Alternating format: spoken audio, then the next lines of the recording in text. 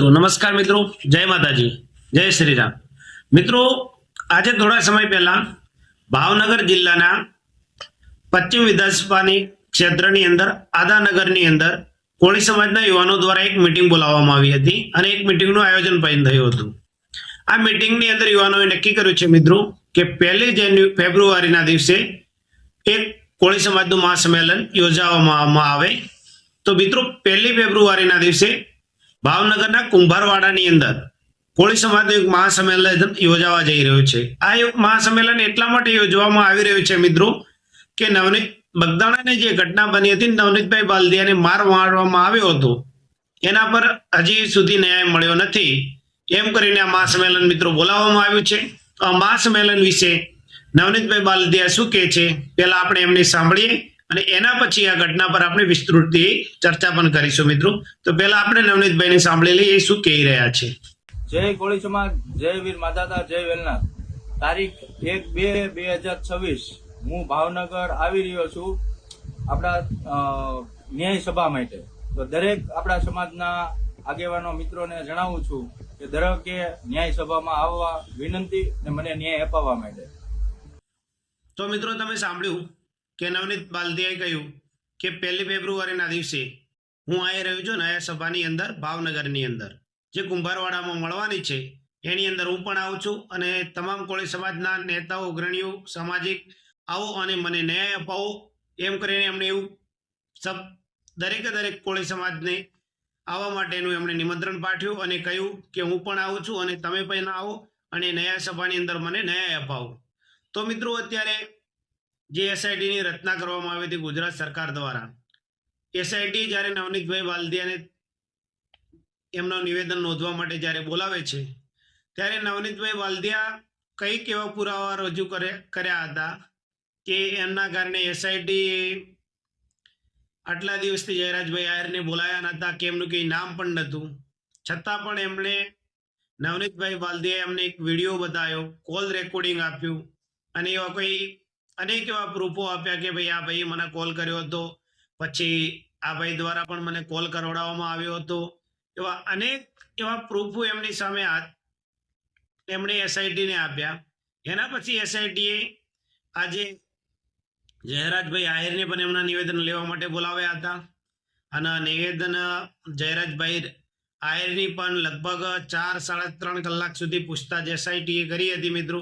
અને અત્યારે એસઆઈટીની અંદર એક પછી એક પૂછતાછો ચાલી રહી છે, એક પછી એક માણસને પકડવામાં આવી રહ્યા છે, પણ હજી સુધી ઘટનામાં કોનો હાથ હતો, શું છે એ કોઈ પણ જાતનું બહાર પાડવામાં આવ્યું નથી મિત્રો, કે નથી કોઈ મીડિયાને સૂચના આપવામાં આવતી કે નથી કોઈ મીડિયાને કહેવામાં આવતું કે આ ઘટનાની અંદર આ વસ્તુ હતી, કે નથી હજી સુધી નવનીતભાઈને પણ કહ્યું કે તમારે આ પ્રોબ્લેમના લીધે તમને માર્યા છે ને આ વ્યક્તિએ તમને માર્યા છે, હજી સુધી કોઈ પણ જાતનો ન્યાય મળ્યો નથી।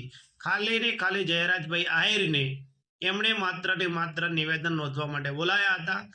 એના માટે સમગ્ર કોળી સમાજ અત્યારે રોષે ભરાયેલો છે મિત્રો।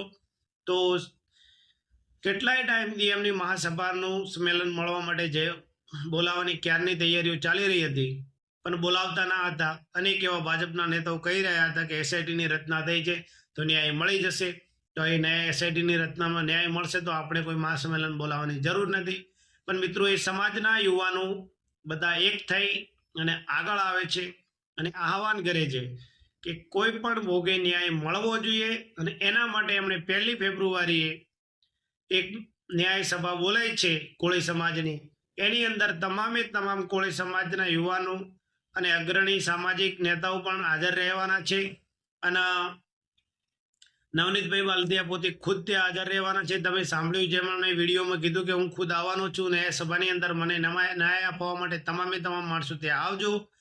તો મિત્રો નવનીતભાઈ બાલદિયાએ એવા તો કયા પ્રૂફ આપ્યા હતા અને એવું તો શું સચોટ કારણ હતું કે એસઆઈટી એટલા દિવસથી રચના થઈ ગઈ હતી છતાં પણ જયરાજભાઈ આહિરને બોલાવવામાં નહોતા આવતા, નહોતું કે એમનું નિવેદન લેવામાં આવતું, તો પછી નવનીતભાઈ બાલદિયાએ એવું તો કયું પ્રૂફ આપ્યું કે એસઆઈટીને તાત્કાલિક જયરાજભાઈ આહિરને પૂછતાછ માટે બોલાવવા પડ્યા।